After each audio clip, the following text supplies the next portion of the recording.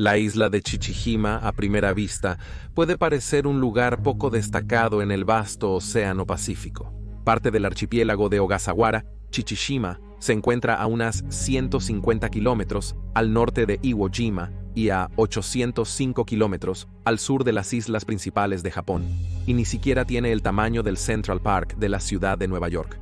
Y sin embargo, su ubicación geográfica la convirtió en un inmueble de primera para la defensa de Japón contra las potencias aliadas, a medida que se acercaban a las islas principales durante finales de 1944, cerrando el cerco a su enemigo que había arrasado el Pacífico y Asia 2 años antes. Sin embargo, esta no es la historia de alguna batalla cataclísmica por el control de las islas durante la guerra. De hecho, Estados Unidos decidió ignorarlas por completo en su marcha hacia Japón, prefiriendo bombardearlas hasta someterlas en lugar de ser también un lugar donde, como en tantos otros lugares en el teatro del Pacífico, el destino intervino en uno u otro lado.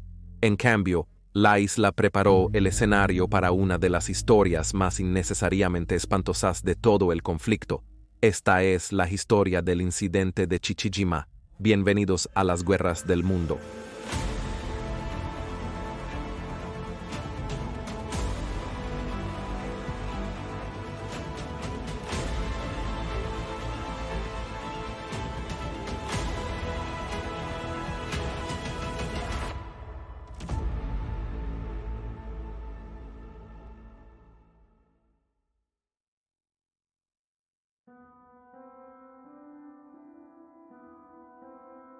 Inaugurada en 1914, se había establecido una pequeña base naval en la isla como parte del creciente poder naval de Japón, a principios del siglo XX.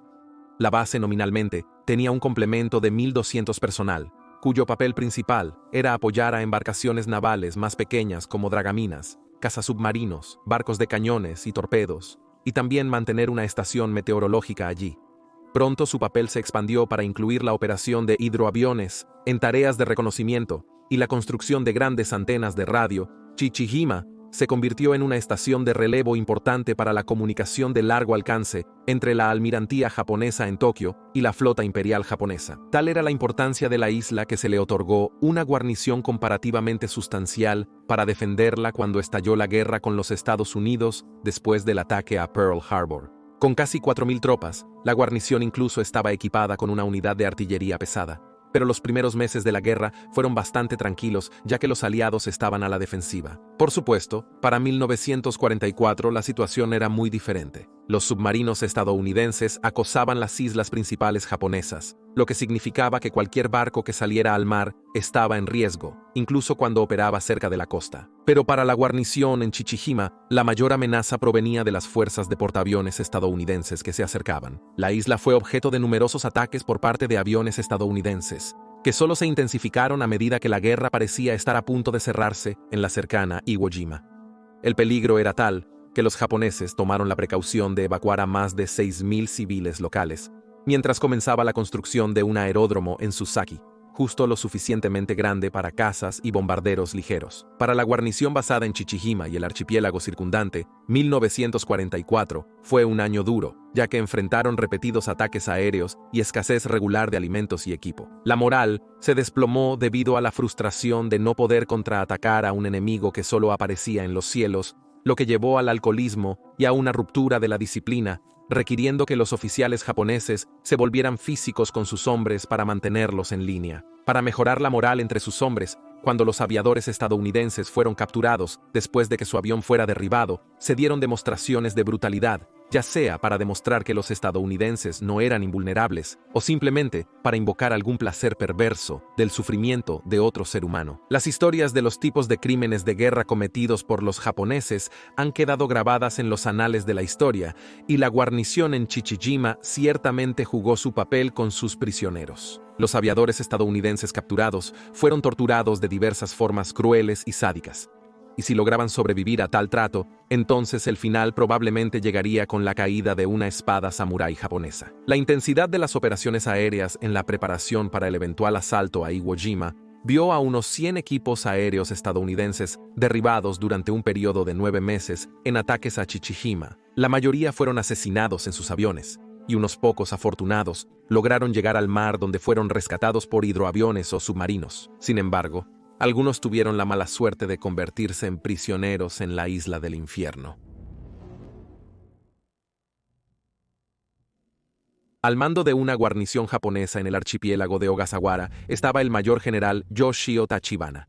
Nacido el 4 de febrero de 1890, Tachibana se graduó de la Academia del Ejército Imperial Japonés en 1913 y tuvo una carrera bastante poco destacada hasta 1939, cuando se le dio el mando del 65 Ejército Japonés. Regimientos de infantería antes de su participación en la batalla de Zhaoyang-Yichang contra las fuerzas chinas en Manchuria. Habiendo experimentado el mando de un regimiento en batalla, pronto estaba en camino de convertirse en general, y finalmente asumió el mando de las tropas que defendían Ogasawara en 1943, cuyo número en todo el archipiélago había aumentado a más de 25,000. Tachibana no tenía empatía por los aviadores derribados capturados por sus hombres. El capitán del ejército japonés, Hirokasuga, reveló más tarde a los interrogadores aliados que hizo una breve parada en Chichijima en su camino a Tokio hacia el final de la guerra, y observó a prisioneros atados a estacas, sin recibir comida o agua durante días. Afirmó sentir simpatía por los hombres y aprovechó la distracción de un ataque aéreo estadounidense para darles pasteles de arroz, al menos para aliviar temporalmente su sufrimiento. El sadismo de Tachibana hacia el trato de sus prisioneros solo se alimentaba de su persistente alcoholismo, que parecía desatar su creatividad a la hora de encontrar nuevas formas de infligir sufrimiento, como hacer que sus hombres apuñalaran a un prisionero con palos de bambú afilados.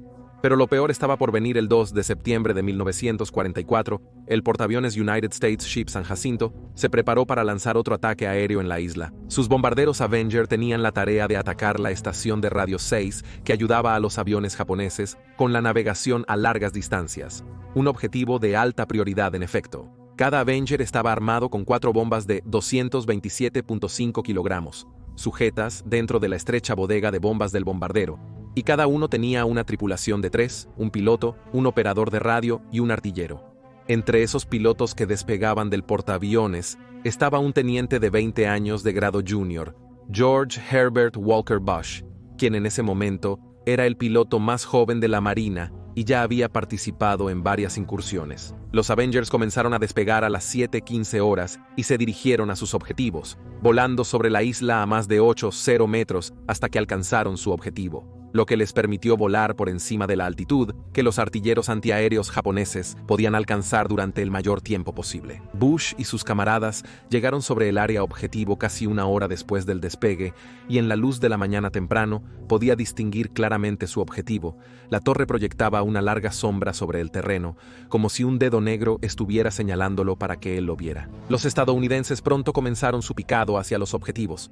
Esto aumentó dramáticamente su velocidad, hasta 563 kilómetros por hora, muy por encima de la velocidad de diseño del bombardero. Pero por supuesto, la reducción de altura también los puso al alcance de las armas japonesas, que ahora estaban manejadas por artilleros experimentados, acostumbrados a las tácticas estadounidenses. En el suelo, el oficial al mando en la estación de radio, el comandante de la Marina Imperial Japonesa, Shizuo Yoshi, quien solo había asumido el papel 4 semanas antes, estaba furioso por el ataque estadounidense y juró matar a tantos de ellos como fuera posible mientras ordenaba a sus hombres abrir fuego. Al comenzar su picado, Bush se encontró volando a través de un intenso fuego antiaéreo, con balas y proyectiles pasando junto a su Avenger. No pasó mucho tiempo antes de que se diera cuenta de que no saldría ileso de este ataque, ya que su avión comenzó a vibrar y a sonar con el ruido del plomo caliente golpeando la piel de aluminio del avión. Aún más preocupante, su motor gemelo, Wright's R2600 Cyclone, también comenzaba a mostrar las señales reveladoras de que había sido golpeado.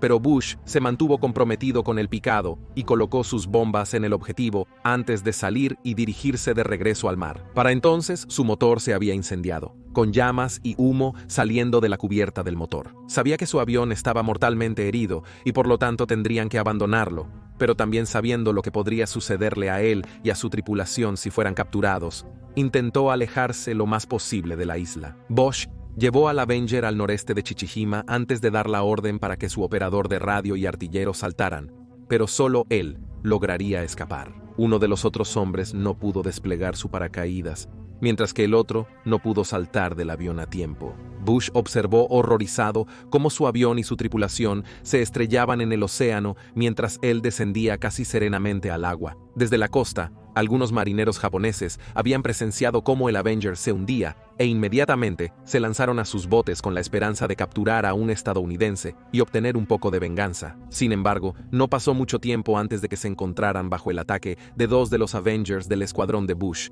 quienes querían mantenerlos alejados de su camarada derribado. Unas horas más tarde, quedó atónito al ver un submarino estadounidense, el United States Ship Finback, apareciendo desde debajo de las olas para rescatarlo.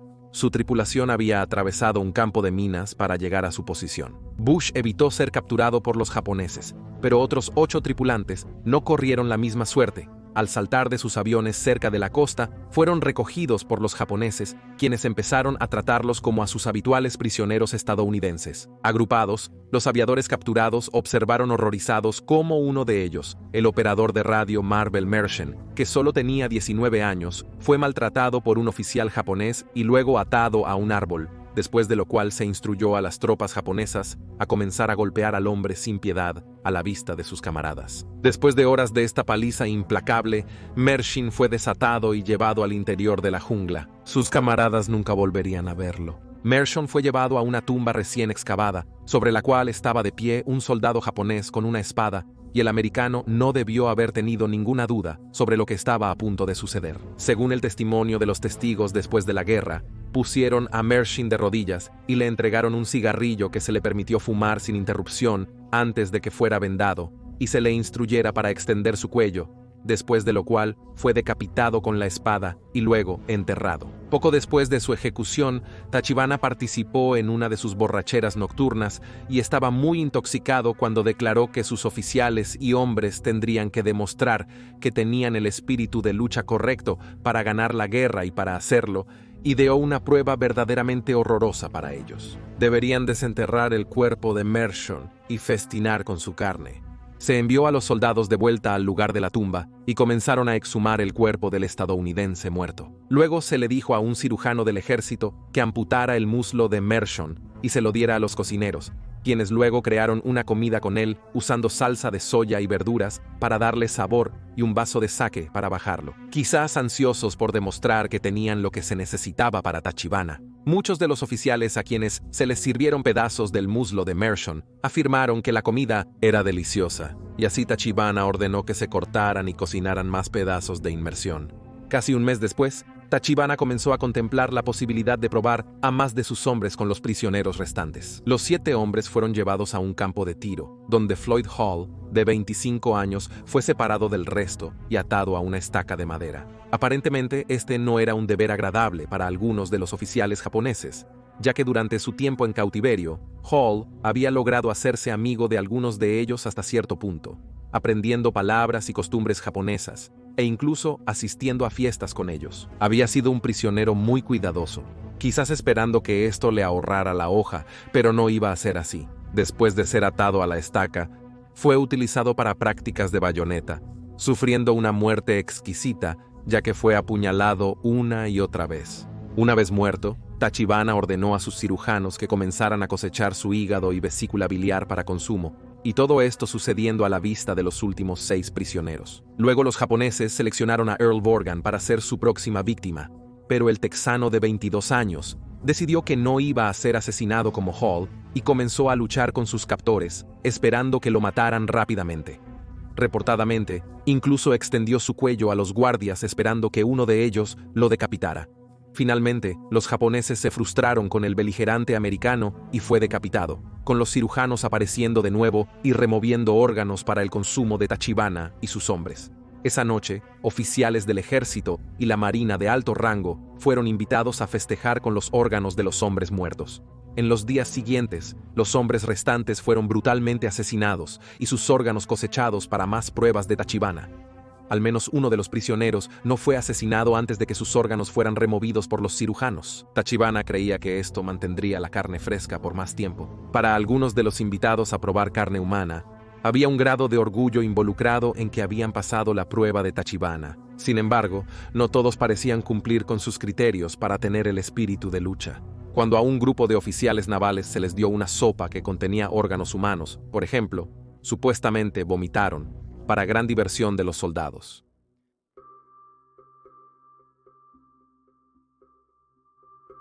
Después de la guerra, la Marina de los EEUU interrogó a Tachibana y a algunos de su personal superior para descubrir qué había sucedido con sus aviadores derribados. Inicialmente, los japoneses afirmaron que solo habían capturado a 6 aviadores y que 2 fueron enviados a Japón vía submarino para ser interrogados, después de lo cual no se supo más de su destino, mientras que los 4 restantes fueron asesinados por bombas americanas durante los numerosos bombardeos aéreos en la isla. Estas eran explicaciones creíbles, ya que ambas habían ocurrido con prisioneros en otros lugares. Pero los investigadores estadounidenses pronto comenzaron a encontrar fallos en la historia, y finalmente salió a la luz toda la espantosa verdad. Sin embargo, las autoridades estadounidenses decidieron no hacer público el hecho de que sus marinos habían sido comidos por el enemigo. Ya había suficientes pruebas para acusar a los oficiales japoneses de crímenes de guerra que darían a muchos de ellos la pena de muerte, incluyendo a Tachibana, y se consideró que revelar la verdad solo aumentaría el dolor sufrido por las familias de los hombres, que ya tenían que lidiar con la muerte de sus esposos, padres e hijos. Pasaron unos 60 años antes de que el gobierno de los Estados Unidos reconociera la verdad, tras una investigación realizada por el autor James Bradley. Tachibana, junto con otros 3 oficiales presentes durante el incidente, fueron condenados a muerte después de su juicio por crímenes de guerra en la isla estadounidense de Guam. Sin embargo, no fue acusado de canibalismo, ya que esto no se consideraba un crimen de guerra bajo el derecho internacional establecido. Fue ahorcado el 24 de septiembre de 1947. En cuanto al teniente George Bush, entraría en la política y el 20 de enero de 1989 fue elegido como el 41º presidente de los Estados Unidos. No sabría cuán estrechamente escapó del destino de sus camaradas hasta el trabajo de Bradley, después de lo cual Bush admitiría sentirse culpable por haber sido perdonado como la 9ª víctima de este verdaderamente espantoso capítulo en la historia de la Segunda Guerra Mundial.